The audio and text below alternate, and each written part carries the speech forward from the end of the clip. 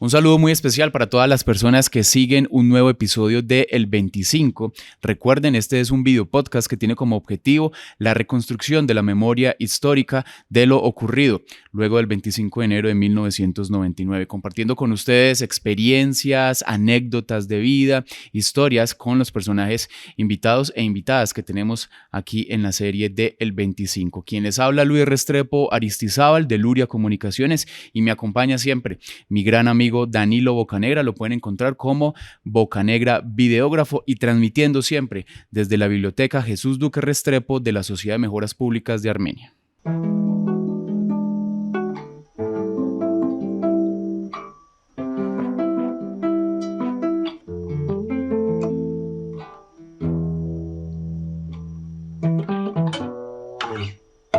En esta ocasión, con un invitado muy especial, un amigo ya de la casa del 25, una persona con quien hemos compartido durante este último tiempo diversos espacios. Y bueno, me acompaña Carlos Andrés Quintana. Él es nuestro invitado en este capítulo de El 25. Él es investigador social, él es artista visual. Y bueno, Carlos, bienvenido al 25. Gracias por aceptar la invitación de este video podcast. Y bueno, qué bueno tenerlo aquí en este espacio para que charlemos un poco y las personas que nos están viendo y escuchando puedan también conocer de buena mano lo que ha sido otra de esas experiencias que nos ha dejado el terremoto del 25 de enero de 1999. Así que, Carlos, muchas gracias por estar aquí en el 25. No, a ustedes, Lucho, muchas gracias por haberme invitado. Es un gran honor compartir con ustedes en este espacio tan importante esta idea que están adelantando con lo de la creación de este programa. Y no, me siento feliz de poder estar acá con ustedes. Que gracias por la invitación de nuevo. Bueno, para que la gente vaya conociendo un poco a nuestro invitado en este episodio, cuéntenos un poco, Carlos, ¿quién es usted? ¿Quién soy yo? Bueno, yo soy oriundo de acá de la ciudad de Armenia. He vivido toda mi vida acá en esta ciudad. Soy una persona que desde muy joven ha tenido una vocación de servicio y de trabajo social. Empecé siendo scout, empecé luego con la Cruz Roja, de ahí pasé a hacer investigación social en varias partes del país, centrado sobre todo acá en el eje cafetero, y en mi última etapa de la vida pues me he dedicado más al tema del trabajo como instructor y en el tema de educación en artes plásticas y visuales. Carlos, con usted hemos tenido la oportunidad de hablar en muchas ocasiones sobre esa experiencia vivida en aquel enero de 1999 y que bueno, para ir contextualizando a la gente, coméntenos un poco cómo era la ciudad de Armenia en la década de los 90. Yo la recuerdo muy bien cuando yo era niño, entendiendo también pues un poco la diferencia, que usted es un poquito más grande que yo, cómo era esa ciudad que aún conservaba parte de esa ruralidad, de ese arraigo a nuestras raíces y que tristemente 25 años después mucho de eso se ha perdido. Entonces, Carlos, para irnos entrando un poco más a lo que fue el 25 de enero de 1999, cuéntenos cómo era la ciudad de Armenia, el departamento del Quindío en los años 90. Claro, digamos, los 90 para mí era la época de mi adolescencia, mi juventud. Cuando el momento del terremoto yo ya tenía 17 años. Los 90 en Armenia para nosotros, pues digo nosotros y hablo en plural porque el contexto en el que, por ejemplo, yo me crié fue en un tema de amistades, era la gente del barrio, del condominio donde crecí.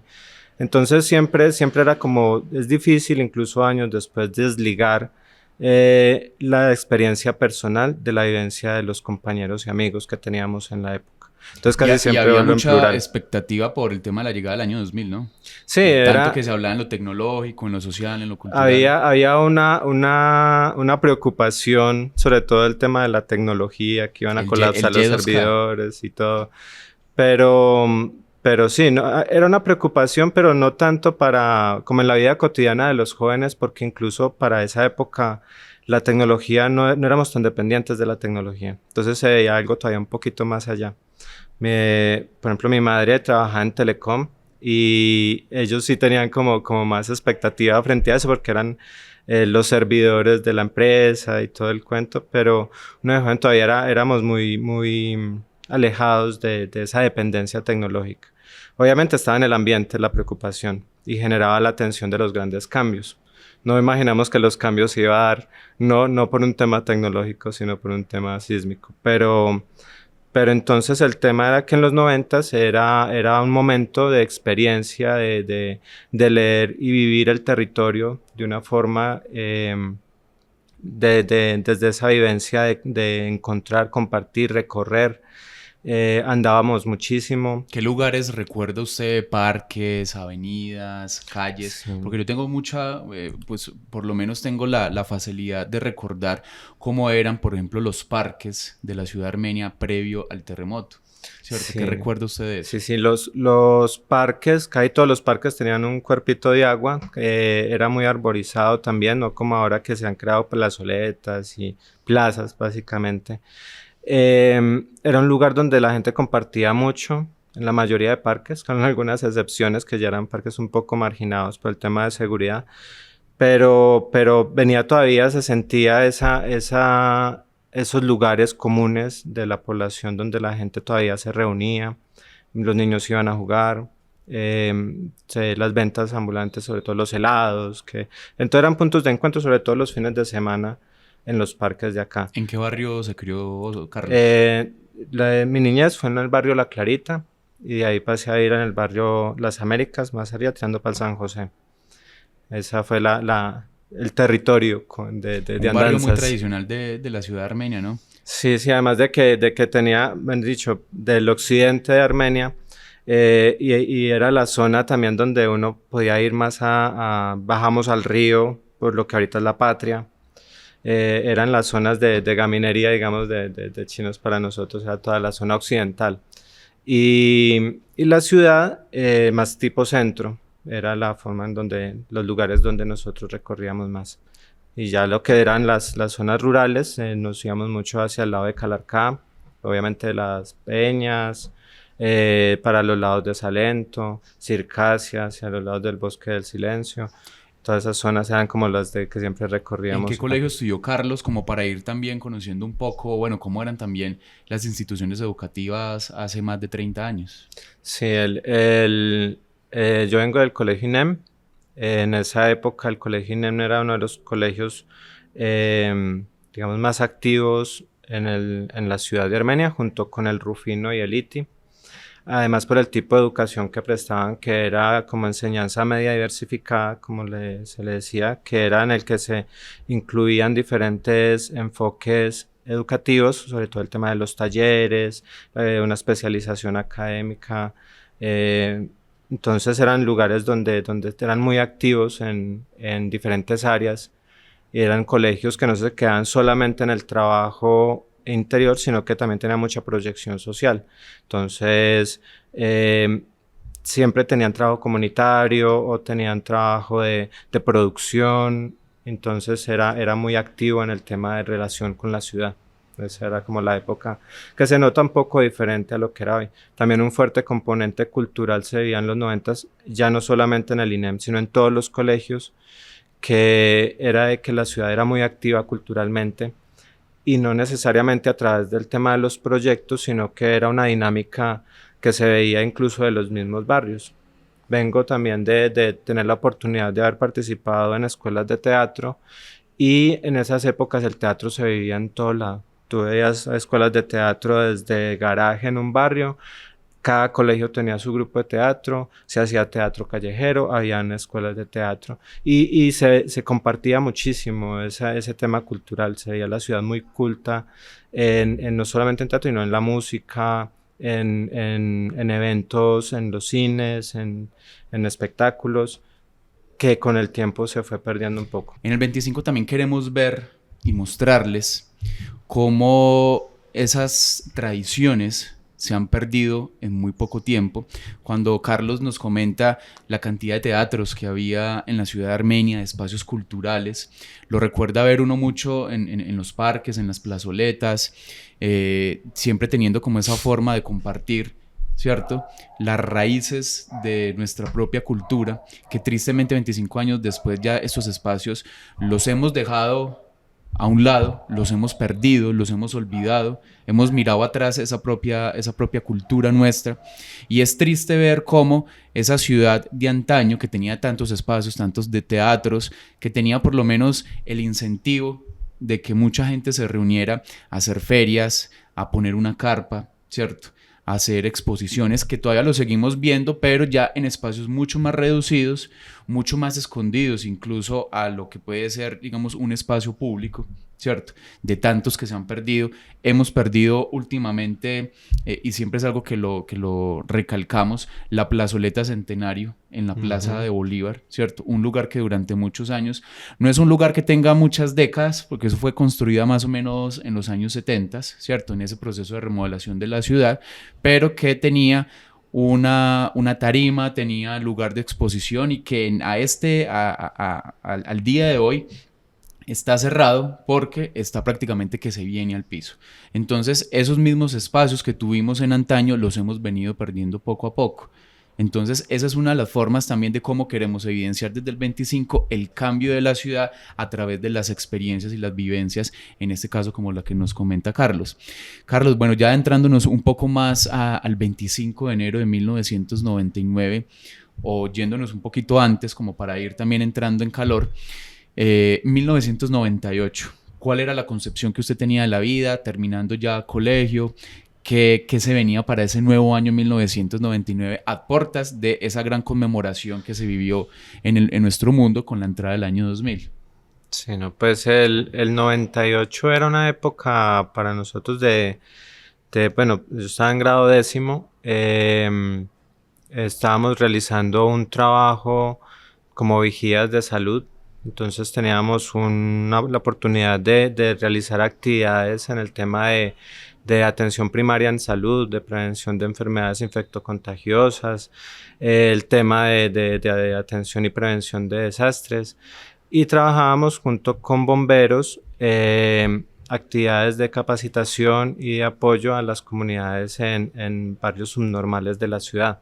Y trabajamos sobre todo con niños y madres cabeza de hogar, entonces en el tema de capacitación y prevención en esa área. Entonces tuvimos la oportunidad como de compartir mucho con la gente y conocer sobre todo esas zonas donde uno no podía ingresar de otra manera, pues por el tema de violencia y también de cierto prejuicio social, porque también cuando entrábamos a trabajar con ellos nos dábamos cuenta de que era más el miedo cuando estábamos afuera de lo que desconocíamos, que cuando ya teníamos la oportunidad de compartir y conocer la gente, veíamos que era más la prevención que nos habíamos creado y también conocer la realidad, no dimensionábamos la realidad de pobreza que vivía la gente en esa época también, y en las condiciones en las que se podía vivir. Sí, gente que vivía básicamente enterrada, habrían huecos en la tierra para vivir en las laderas de las cañadas, si no tenían los materiales para construir con bareque, con guadua, con cartón, latas, habrían huecos en la tierra y vivían allí. Entonces era unas situaciones que no lográbamos imaginar ni dimensionar a qué grado se podía vivir en esa época. Y gracias con el apoyo de bomberos, con las actividades que se hacían, pues entonces tuvimos un acompañamiento con ellos también y aprendimos también muchas cosas de ellos en esa época. ¿Cómo fue trabajar con bomberos? De hecho, nuestro segundo episodio de esta serie Video Podcast del 25 tuvimos la oportunidad de compartir con Martín Emilio Incapié, uno de los bomberos de la ciudad de Armenia. ¿Cómo fue trabajar en una sede que posteriormente se derrumba con el sismo del 99? Sí, no, pues para uno de joven en esa época, bomberos, o por lo menos para mí era una idealización. Uno veía siempre con los bomberos como héroes. Y ver las instalaciones de la sede de bomberos, no sé si uno no sobredimensiona las cosas, pero me acuerdo que veía esa pared altísima, el primer piso donde se guardaban las máquinas.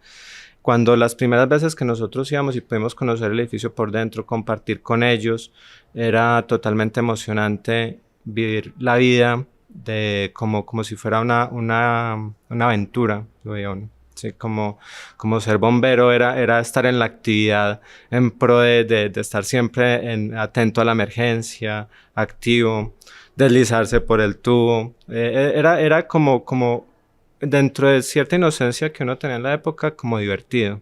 ¿Sí? Ya cuando uno tenía la experiencia de poder ir viviendo con el tiempo lo que era afrontar una situación de emergencia, pues se quita un poquito lo divertido, pero no lo emocionante y lo intenso de la situación. Pero la experiencia con ellos además fue muy edificante, también de aprender mucho de lo que ellos vivían y también proyectarse uno al tema de de esa opción del servicio hacia la comunidad. Entonces, no, el trabajo de nosotros, si bien partía del colegio con el tema de educación con comunidades en vigías de salud, el trabajo con bomberos era también como esa experiencia y reconocer a ellos cómo era su trabajo en ese momento. Entonces, para nosotros fue muy constructivo en ese momento de la vida. Bueno, pasamos de 1998, enero de 1999, comenzaba un nuevo año, muchas expectativas. Yo recuerdo por aquel entonces que tenía muchas expectativas porque entraba a bachillerato, lo que era sexto. Sí, ya llega, bueno, el 25 de enero. ¿Cómo lo agarra usted a la 1:19 el sismo de hace 25 años? Sí, pues el 25 de enero del 99 obviamente para mí marcaba como un antes y después, ¿cierto? Siempre va a haber un quiebre en la historia de vida para uno en esa clase de situaciones. Estamos en vacaciones todavía, ya estamos próximos a entrar, creo que de hecho al otro día era que entrábamos a estudiar. Íbamos para un partido de básquetbol en el Rufino, que se cayó, y esa mañana se cancela el partido. Sí, no nos dieron el permiso para jugar en la cancha y nos pensábamos meter a escondidas porque sabíamos por dónde meternos al colegio a jugar.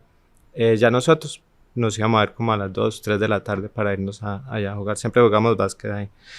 Y estaba en el condominio Copacabana, que queda ahí en Tendo Las Américas, y estaba compartiendo con mi mamá y con mi abuela. Acabamos de almorzar cuando ya hubo el suceso pues del terremoto. En ese instante la vida cambia totalmente. Sí, la expectativa no dice uno de que teníamos mucho futuro, porque yo creo que uno en ese momento no se preocupa tanto por qué sigue. No recuerdo de que fuera muy expectante por lo que era el último año de colegio, algo así, o para mí era vivir más al día a día. Sí, como en mi juventud era más en la intensidad del momento. Entonces no recuerdo de que se me hayan frustrado planes o algo así. No, era un momento tan intenso en ese instante que empieza uno a saber todo como entre un embudo. Todo empieza uno a ir entre una ola que lo lleva. Entonces el tema del choque emocional, el miedo que genera el sismo como tal, ver las paredes cayéndose. En el apartamento de nosotros se le cayeron las paredes, no se desplomó el edificio afortunadamente, pero todo se averió. Salir y empezar a ver las casas caídas, las casas de mi familia, casi todas, de toda la familia cayeron.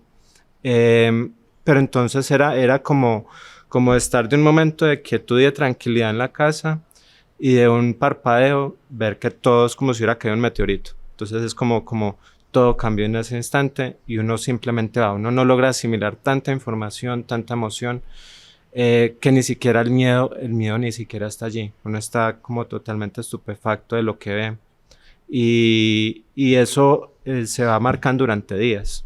Sí, los días constantemente son un amanecer en un sueño que no termina.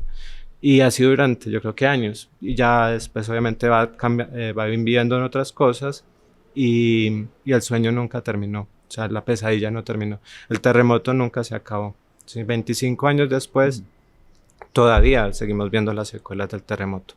No solamente desde un tema emocional, sino el tema de ciudad, el tema de la vida, cómo ha cambiado. Entonces dice, el terremoto no fue solamente ese día, el terremoto generó hoy en día 25 años de cambios que no ha cesado. El terremoto no cesa en el tema del conflicto social, del tema del conflicto emocional, siempre está allí presente. Bueno, Carlos, muy sensato lo que usted nos dice, esa emocionalidad, esos miedos, esos temores, esos sentires, los seguimos viendo 25 años después, así que muchas gracias también por compartirnos esa perspectiva.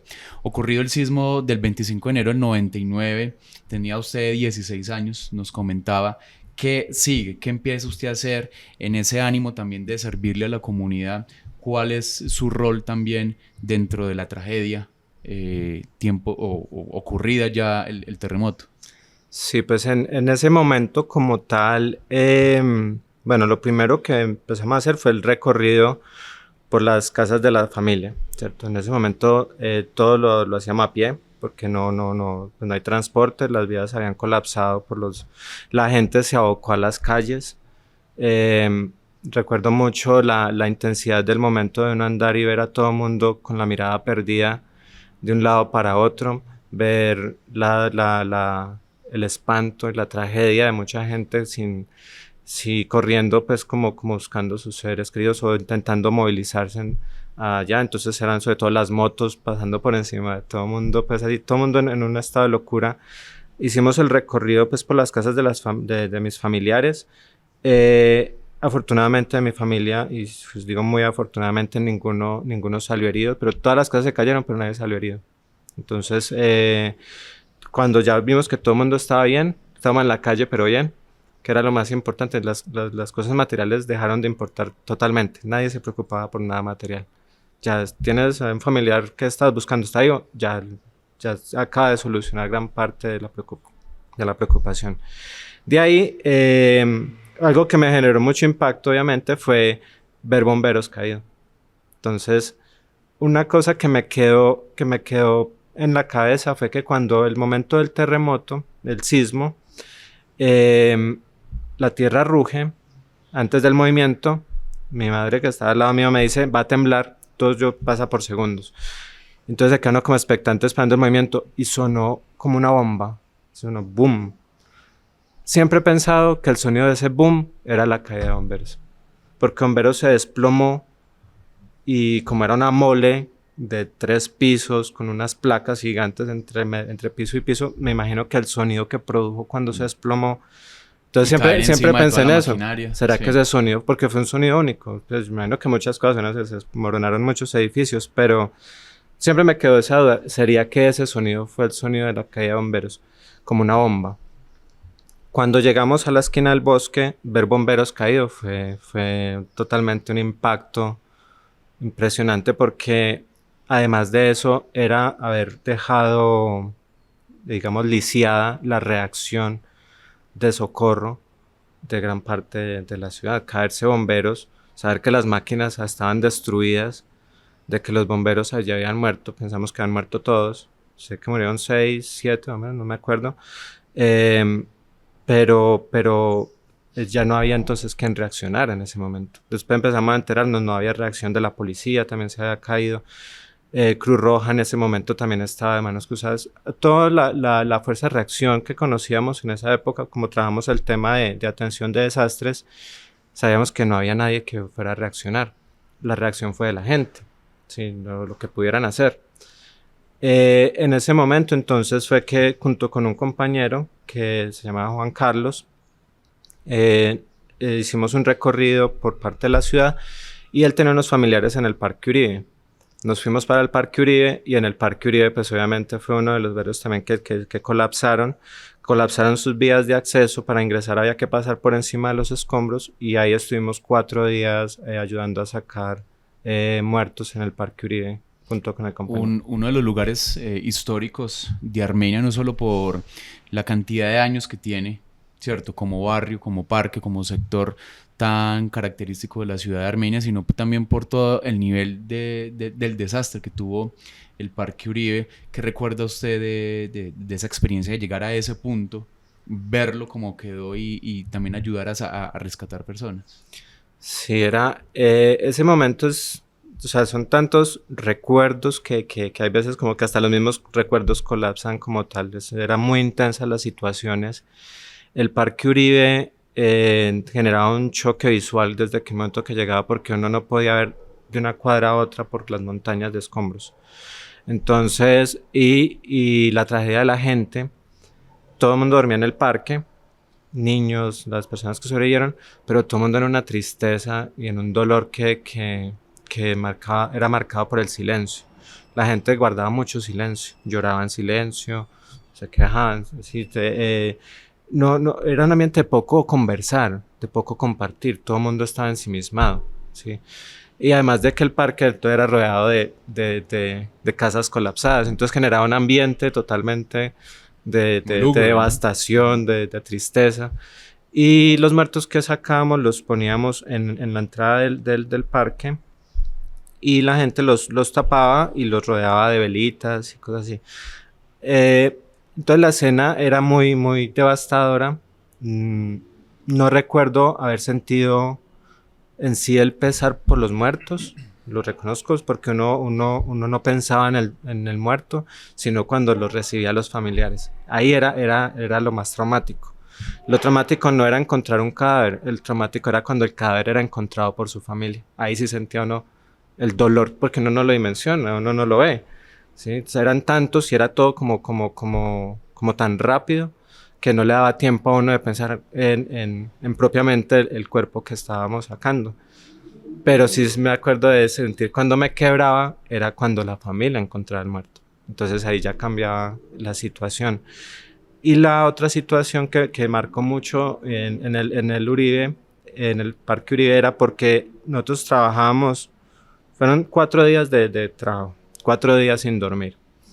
Y llegaban 5, 6 de la tarde, que empieza a caer la noche, no había electricidad obviamente, el ambiente era de una nube eterna de polvo y de olor a ladrillo mojado. Entonces y empezaban los mensajes por radio y el cuento en la gente, a tal hora va a temblar, y me parecía tan irresponsable en ese momento de que se diera esa clase de alertas y la gente corría en círculos. ¿Por qué lanzar esas alertas? Y generaba una sensación de pánico, porque además todo el mundo estaba muy sensible en ese momento. Y si no era por radio, era el chisme, el tema. Entonces todo el tiempo la gente se bombardeaba con más temores de los que ya tiene. Entonces, claro, uno veía, estábamos por ahí, digamos, en el parque, y decían, no, nos tenemos que ir porque a tal hora va a temblar. Quiero estar con mi familia. Pero es una bobada, ¿cómo decir que va a temblar? Pero aún así, aunque sabía uno que no, uno sentía miedo. ¿Será que sí? ¿Va a Y pasar? usted todavía estaba muy joven en aquella época, claro. Sí, Entonces claro. vivirlo siendo adolescente también tiene su impacto. Yo hablaba con mi compañero en esos momentos, él me decía, no, es que a tal hora dijeron que a las 7 iba a temblar, vámonos para la casa. Y yo, pero eso no es cierto, pero por en el fondo no mismo que así no, sí va a pasar. Tenemos miedo de que pase, era más el tema ese. Y corríamos. Bueno, al último lo hacíamos, era porque ya al caer la noche, pues ya no se hacía más búsquedas de noche. Y el cansancio también era una cosa y el tema de tener que caminar y regresar a la casa a pie entre todo ese ambiente de destrucción que se veía. ¿Qué otro punto de Armenia también lo marcó esos días posteriores al terremoto? Me marcó mucho, sobre todo, bueno, el Uribe, porque fue donde nos concentramos para trabajar en esos días. No, el barrio como tal, pues ahí en las Américas, por lo del tema después con lo de los ataques vandálicos que se dio, antes de que militarizaran la ciudad, el centro sobre todo fue el que militarizaron, pero en esa época el condominio quedaba al otro lado, quedaba el batallón Cisneros. Entonces por las noches pasaban los militares diciéndole a la gente que se armaran. Decían, ustedes tienen armas, defiéndanse. Ya que tienen licencia para todo, porque están saqueando, que eso. Entonces por las noches escuchaban, ahí donde queda el condominio, queda una quebrada que sigue el batallón Cisneros, y hacia acá hay otra quebrada, que hacia allá debe ser esos barrios que quedan para allá por el Paraíso y para la otra quebrada. Y por estas quebradas, todas las noches solamente se escuchaban los tiroteos. Bala, bala, bala, bala. Nunca se sabe cuánta gente debieron haber matado, qué era lo que sucede ahí, pero esas semanas claro, eso no eran registros no, oficiales. eso nunca se supo qué pasó, pero eso sí, eso se escuchaba esa plomacera todas las noches ahí. Entonces, una parte de no dormir por el miedo bueno, por el impacto el shock que se generaba por toda esa situación, estaba ligado después otros días más sin dormir por el miedo de los ataques de la gente que vino acá a robar, los retenes que se ponían en las entradas de los barrios. Eso también marcó mucho una época, unos días, semanas, que la gente vivía aterrorizada con eso, pero entonces empezó a refugiarse en su cuadra, en su barrio, y empezar a montar retenes para no dejar ingresar gente que no fuera conocida, perseguir carros con placas que no eran de la ciudad. O sea, era todo un caos. Y además de que toda esa responsabilidad se le daba a la gente. Entonces la gente defiéndase, busque, haga, porque no habían llegado las ayudas. Las ayudas, pues, digamos, de atención así directamente con la gente, sino llegaba comida. Comida nunca faltó, pero la gente quedó entregada a que, bueno, saque sus muertos, defienda su cuadra, mire a ver cómo se organizan. O sea, eso es responsabilidad de cada sector, cómo va a ser, porque no habían ayudas. En el Uribe, cuando nosotros estuvimos, a los días, como a los 2 días, llegaron unos bomberos de Envigado que estuvieron con nosotros allá. Y ya casi como a los 6 días, creo que fue que llegaron los rusos, que trajeron maquinaria para poder empezar a hacer la remoción de escombros. Ese tiempo que puede parecer muy poquito era eterno, o sea, esos días eran eternos. Así uno pensaría eso fueron meses de trabajo, ¿no? Fueron unos días, pero eran tan intensas las jornadas y tan intenso el ambiente que parecía que era mucho tiempo. Lo mismo la época de los saqueos y sí. Eso pasó durante mucho rato y fueron unos días, unas semanas, pero la intensidad hacía que se viera como si eso ya esto fuera nuestro futuro. Carlos, uno de los lugares sobre los que hemos tenido la oportunidad de charlar porque quedan unos recuerdos muy gratos, muy bellos y más por todo lo que significa para la ciudad de Armenia, es la galería donde actualmente se encuentra el CAM. ¿Qué recuerda usted de esa galería? Porque usted también nos comentaba que lo que sucedió después del terremoto en esa galería, muy poca gente lo sabe. Claro, y es una forma como ir recuperando por lo menos esas historias del por qué se destruyó la galería posterior al terremoto. Bueno, la galería pues era un punto importante para la ciudad en esa época y antes. Desde niño, pues el momento de ir a hacer las compras de fin de semana, o no me acuerdo si era cada 15 o 20 días que íbamos allá, hacer el recorrido porque había toda una distribución de la galería, la zona de verduras, la zona de carnes, los restaurantes arriba, donde convergía tanta gente. La galería era un espacio de encuentro enorme, lo recuerdo como un espacio enorme, porque no era solamente afuera, no solamente el edificio como tal, sino el contexto que se generaba afuera.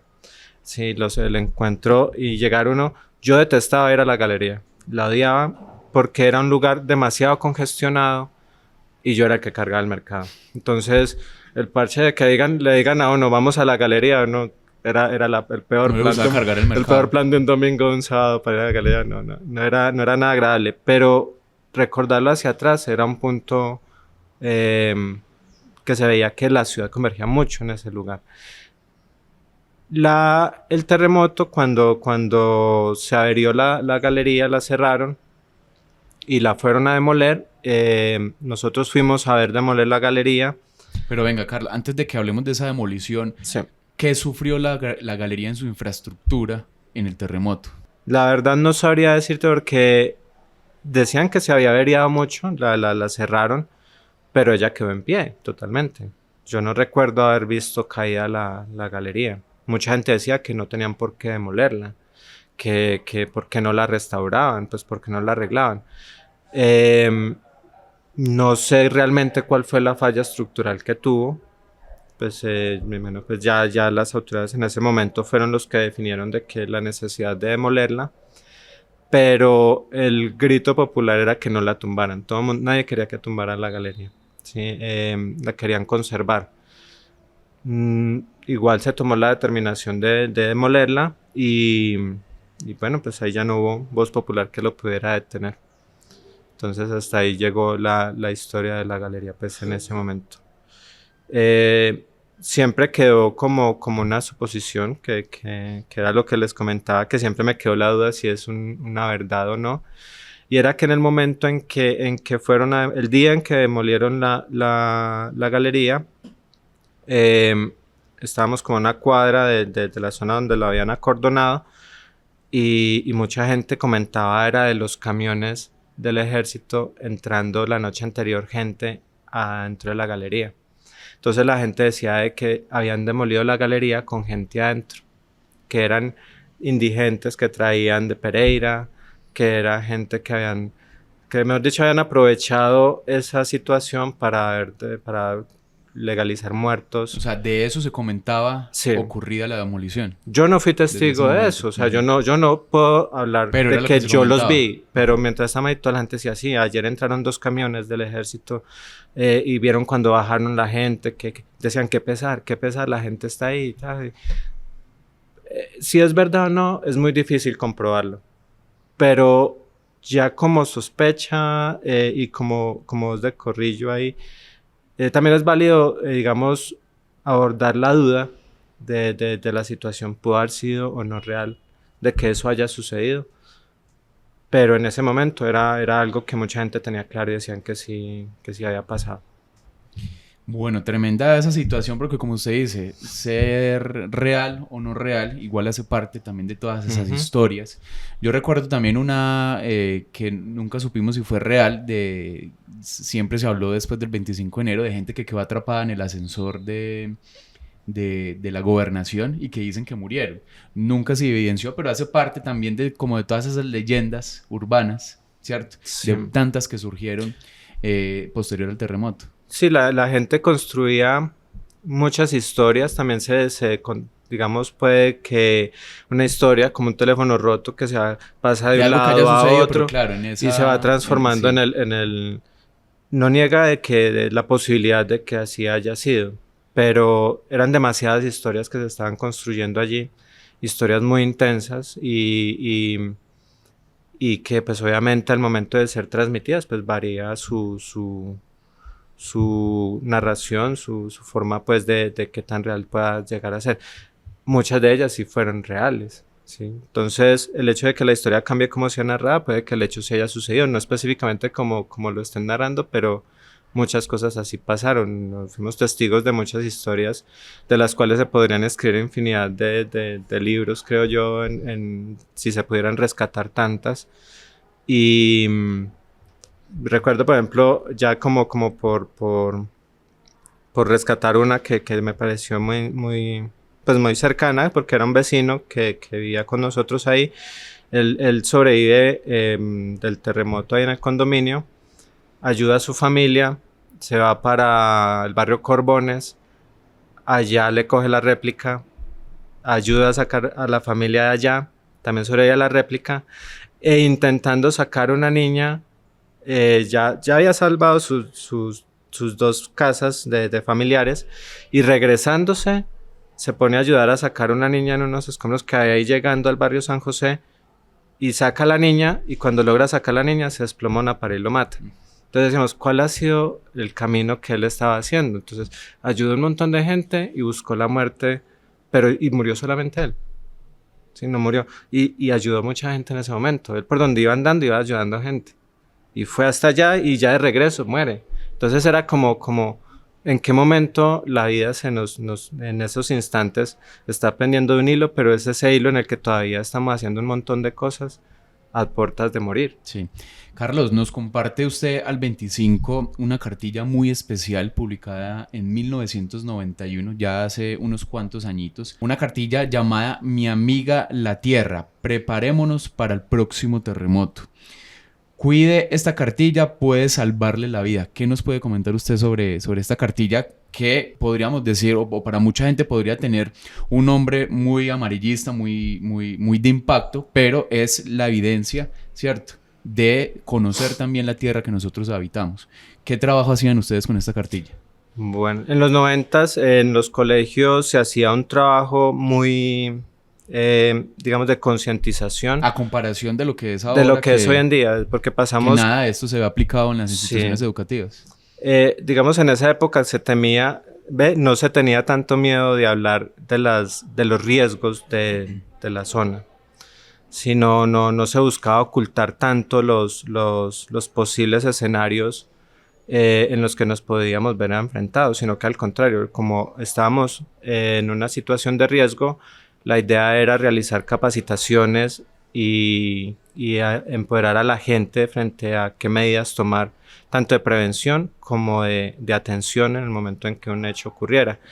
Ese tipo de cartillas me imagino que en esa época venían pues como dentro de las políticas públicas de prevención, y se trabajaba tanto en el colegio como en los barrios para llevarle se trabaja sobre todo con niños y jóvenes, el tema de qué hacer antes, durante, después en una situación de un desastre natural y a través de esas cartillas que era, en este caso a mi amiga la tierra pues es por lo del tema del terremoto, sí, pero también era mi amigo el volcán, mi amigo el agua, mi amigo no me acuerdo si era el viento, sí, pero entonces era para prevenir diferentes escenarios de calamidades que podían presentar. Por ejemplo, esta cartilla publicada en 1991, una publicación del Sistema Nacional para la Prevención y Atención del Desastre de Colombia, y tiene unos temas muy pertinentes que usted nos comenta, pues de esa forma como llegarle a los estudiantes lo que eran los años 90, cosa que ahora ya no se ve. ¿Por qué debemos prepararnos? ¿Qué son los terremotos? ¿Qué es la sismoresistencia? ¿Cuáles son las consecuencias de los terremotos? Licuación del suelo, deslizamientos, crecidas repentinas de ríos y quebradas. ¿Qué son los maremotos? Los daños que provocan los terremotos dependen de, ¿cierto? En este punto, la severidad del terremoto, la intensidad de la sacudida. ¿Qué se puede hacer a la hora, pues, de atender un terremoto? ¿Dónde pueden ocurrir los terremotos en Colombia? Y llegamos a un punto muy clave porque nos presenta esta cartilla cuándo ocurren los terremotos en Colombia y nos da digamos un dato histórico. Sí, una cronología. Estos son algunos de los terremotos ocurridos en Colombia. Antioquia, 1792, Honda, Tolima, 1805, Santa Marta, 1825, Huila, 1827, bueno, Costa Pacífica, 1906, Bogotá, 1917, Cali, 1925, Norte del Santander, 1950, Viejo Caldas 1961-62, Huila 1967, Región Cafetera 1979, que de hecho charlando con muchas personas mayores que nosotros, porque era un año pues donde no habíamos nacido, tienen todavía los recuerdos de lo que fue el sismo del 79, donde hubo daños en el Quindío y personas muertas, no al nivel de las que hubo en el 99, pero que es un dato para tener en cuenta. Cauca 1983, el famoso terremoto de Popayán, y pone otro 1990 y no especifica, sino que pone un signo de interrogación y dice lo siguiente: es muy probable que en Colombia antes de finalizar el siglo XX ocurra un fuerte terremoto, causando más daños que los producidos en el pasado debido al acelerado crecimiento de las ciudades, hoy mucho más grandes que cuando ocurrieron los sismos pasados. Debemos prepararnos para el próximo terremoto. ¿Qué nos puede indicar este dato de que ya se tiene una cronología histórica de evidencia, ¿cierto?, de estos movimientos que son cíclicos, entendiendo la geología, y que aquí ya en la cartilla se detallaba que muy probablemente en la década de 1990, antes de la entrada al año 2000, podría ocurrir un terremoto, y que obviamente lo vivimos en el 99. ¿Cómo puede leer uno esto? Sí, pues también era de que comprendiendo la época en los 90s, esta clase de situaciones era de que estábamos abocados a hacer conciencia de los riesgos que se veían en la región. Y una de las cosas que me parece a mí que era muy importante era de que se le enseñaba a la gente a prestar atención y a reconocer su entorno. Entonces, no era solamente el tema de que prepárese para un terremoto, no, entienda en qué lugar está. Entonces entonces se hablaba de cuál es la topografía de la ciudad, por qué si un edificio está bien o mal construido, mire las instalaciones eléctricas. Mire, entonces todo era en pro de una prevención, pero me parecía que también se promovía preste atención a lo que lo rodea. Porque entonces de ahí lo que viene era de que sí, es que estas cosas han sucedido. Esto no es algo nuevo, no es algo que se haya inventado. Y ya que tiene una forma cíclica de suceder, lo más probable es que suceda nuevamente. Y no sabemos, el riesgo casi siempre se mide es en su máxima magnitud. O sea, en la posibilidad del riesgo está en qué tan grave puede ser, no en lo mínimo que puede ser. Y después del terremoto, para intentar, digamos, mermar esa sensación de miedo frente al territorio, porque estamos no solamente en una zona de terremotos, estamos rodeados de volcanes, estamos en una topografía que siempre es inclinada. Entonces, la forma, yo creo que poder mitigar un poco esa prevención de la gente era entrar en un negacionismo. Entonces, aquí ya tembló, no va a volver a pasar nada. Entonces usted deje de preocuparse de la ladera del río, deje de preocuparse de yo no sé qué, para que viva tranquilo. Necesitamos que la gente venga a vivir acá, necesitamos que esté en un lugar de paz. Entonces ese negacionismo lo que trae es mayor riesgo al momento de que si algo sucede la gente no va a saber qué hacer. No está atenta a prestar atención a la situación de riesgo en la que está viviendo en cualquier momento, en la vida cotidiana. No es vivir con miedo, es vivir con la atención de que cuando algo suceda, saber reaccionar. Eso le va a dar mayores probabilidades de supervivencia, ¿sí? No, como dice, nadie se muere en la víspera, pero usted tiene que estar pendiente de las cosas que lo están rodeando, o si no solamente se va a mover por la suerte. Entonces, esa cultura de prevención está muy marcada en los 90s y eso yo creo que ayudó muchísimo. La gente no es que todo el mundo fuera un rescatista en los 90s, pero se veía cuando ocurrió el terremoto, todo el mundo inmediatamente se abocó a ayudar.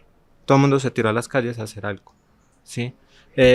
Así fuera en la casa del vecino, era porque intentaba de alguna forma responder a lo que se le estaba presentando. Sí, pero era necesario hacerlo. Carlos, y entendiendo todas estas características, ¿qué podemos decir ahora desde su experiencia, desde la evidencia documental que existe de los sismos en nuestra región?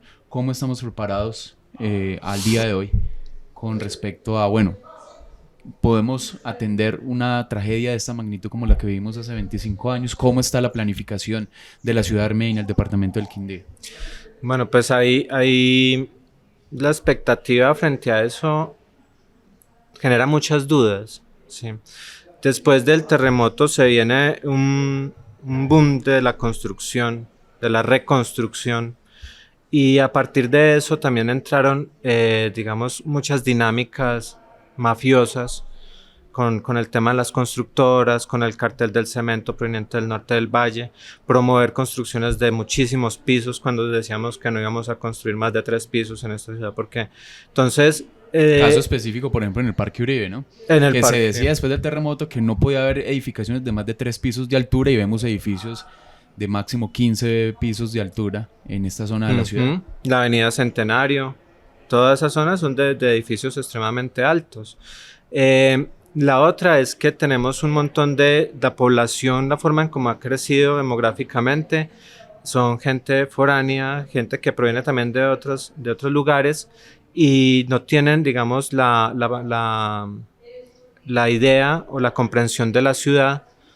¿Y a qué voy con esto? Es que el momento en que está con una explosión demográfica de gente que no es propiamente de la ciudad, no identifica los escenarios de riesgo de la ciudad.